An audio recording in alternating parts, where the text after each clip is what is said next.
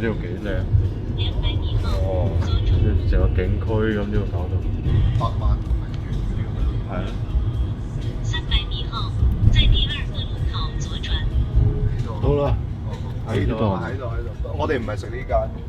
過到嚟三水呢邊啦，入嚟咧見到呢邊啲風景好靚仔嚇，一片呢啲田園嘅風光，好開心。咁具體食啲咩咧？過到嚟啦，身後嗰兩個字已經講咗俾我哋聽啦，係咪先？冇錯，就係雞煲。咁但係如果你話想食雞煲走咁遠，就好似冇乜意義，所以雞煲下面就有個蟹字嘅。嗱，講真，雞煲開頭好多嘢搭咁啊，呢個係真嘅。咁但係同蟹搭咧，未曾食到過。粉絲推介話呢檔雞煲蟹10幾20年啦，就喺嗰處，一圈都係車。嗱，今日唔係週末啊，今日星期一嚟嘅，但係中午時間周圍停滿晒車，由此可見，三水人民啲生活都幾優。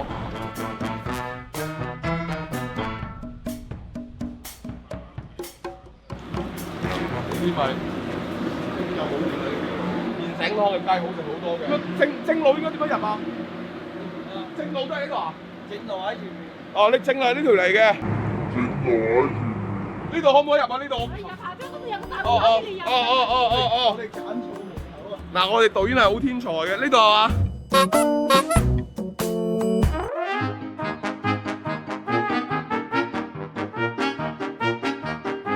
好啦，哇！見到呢個環境真係相當之好啊！呢一個門口幾企理啊，又唔會有啲雞毛啊咁樣食，心情舒暢可以食飯。呢啲咁嘅鐵皮鴨豆屋咧，真係真係好熱嘅一回事情嚟嘅。但係唔緊要，依然都有好多人喺度好愉快咁用餐。呢度專門食雞煲蟹㗎係嘛？係招牌菜。招牌菜咁咪攞個雞煲蟹啦。一份啊？3個人夠唔夠？一份2斤雞斤蟹講係160。160加斤蟹咧？加斤蟹95蚊。加斤蟹添啊！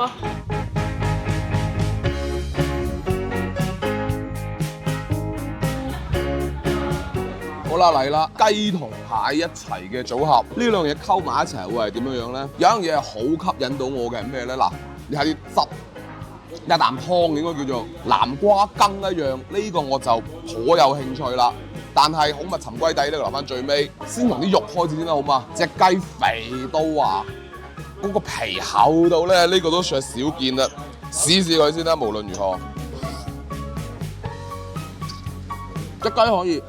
嗱，講真嗰句，啲雞質真係相當唔錯，因為嗰啲雞肉咧細細隻，啲雞項仔食起身真係夠嫩嘅。即係雞皮咧做到爽口，呢個係真嘅。但係莫奈何佢真係太肥啦隻雞，得要跑下步先得。有那麼一滴滴嘅流，呢個會有。我聞起身咧呢煲嘢嗰種嘅蟹嘅鮮味咧好勁抽，但係你又食唔到佢對呢個雞有咩影響或者係作用，呢個暫時未有。決定試下隻蟹添。蟹方面咧用到嘅係一隻毛蟹嚟嘅，嗱呢個位見到仲有膏喺當中嘅添。大閘蟹都呢個時候啱食，佢都係呢個時候啱食㗎啦。試下啲蟹與雞嘅作用我係食唔出嚟嘅，但係雞與蟹嘅作用咧好馬上好輕易就可以食到。點解？嗰陣油脂嘅香味好正。大閘蟹通常我哋點食？清蒸完之後，飲啲醋啊，飲啲汁水啊去食。食嘅係大閘蟹嗰隻嘅鮮味啦，食嘅係嗰種嘅膏嘅嗰種好公嘅嗰種嘅鮮甜啦咁。咁但係呢一款咧就唔係咁嘅做法。呢一種嘅做法，佢將蟹同埋雞同埋蟹煲埋一齊之後咧，好有趣。蟹原先嘅鮮味咧會變得淡咗，但係雞油絕對係抵讚嘅嘢嚟嘅。雞油作用於蟹之後，佢會呈現出一種比較濃郁嘅味道，係一陣濃香嘅雞油包住咗一啲鮮甜嘅蟹肉，做到咗一個好有趣嘅效果。呢個就好食啦。所以食到咁上下，你又明白點解會揀啲肥雞咧？咪有翻咁上下多油嘅説話，又真係做唔到話令到佢多咗咁油香味。導演咧就不斷咁講話，哎呀嗰啲蟹膏係可以煮落啲雞度嘅。我試真啲啦，有啦。真係嗰啲蟹嘅鮮味、蟹粉嘅口感添，甚至乎有少少都能夠附着喺一嚿雞肉上面。當呢嚿雞肉浸到飽晒嗰啲咁嘅黃湯汁之後，再食就好明顯啦。我唔包好食㗎，講真。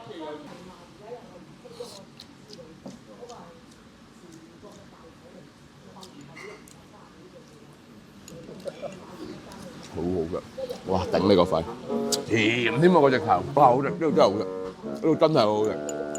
俾一個中肯嘅評價就係話嚟到你嗌咗呢煲嘢，唔好食，攞啲汁撈飯，你會覺得哇過幾頭車過嚟，即係廣州過嚟過幾頭車抵啊！每一粒米飯都似乎係俾雞同埋蟹撈埋一齊，係烹飪過一樣咁好食，好食真係好好食，但係硬係嫌佢油咗少少。但係呢個係一件好矛盾嘅事情嚟嘅。我自己食飯咧，相對嚟講我係驚太油膩嘅東西嘅，因為年紀大啦，真係頂唔順嘅身體。但係同時咧，如果你唔係油嘅説話咧，你絕對唔會咁香。呢間嘢得唔得先？講真，可以，都可以。可以食味道肯定絕對可以啦。我哋嗱喺廣州嚟到食啦，我哋都係啦。你做呢樣嘢，你俾嗰隻青殼花蟹做都好靚，都好食，都好食。如果我覺得雞好食，阿姐覺得雞好食，點咧？夠嫩定係點啊？啲雞啊夠身夠身就好味。呢啲廣州啲夠身啲，係啊，而且直湯添幾好啊！啊！隻雞唔錯。夠身啲，雞味夠。會唔會嫌佢肥咗少少隻雞？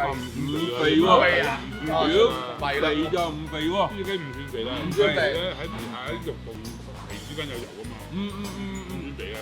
明晒，我嫌佢肥得滯。你食呢啲雞，你肥個頭咧，你係食得太多走地嗰啲，啊係認真走地嗰啲就唔肥啦。明白你呢家咁咪啱啊！我因為我要淥埋菜食。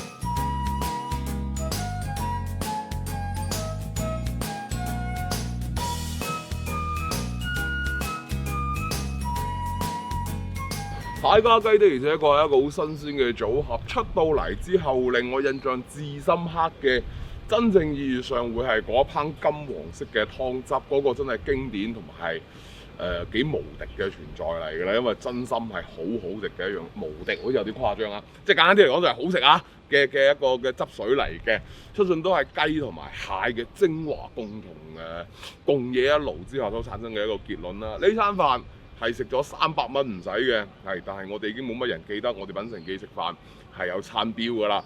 咁啊200零蚊，咁啊蝕咗俾曾老闆啦，咁就提你嚇，廣州過嚟嘅説話揸車咧個零鐘頭點都要㗎啦。覺得幾好㗎，因為都叫係一個農莊呢邊嘅視野好鬼開闊，好鬼靚。食完飯周圍 hea 下幾舒服嘅。最後啫，你記住，姚大秋係帶晒全世界嘅人。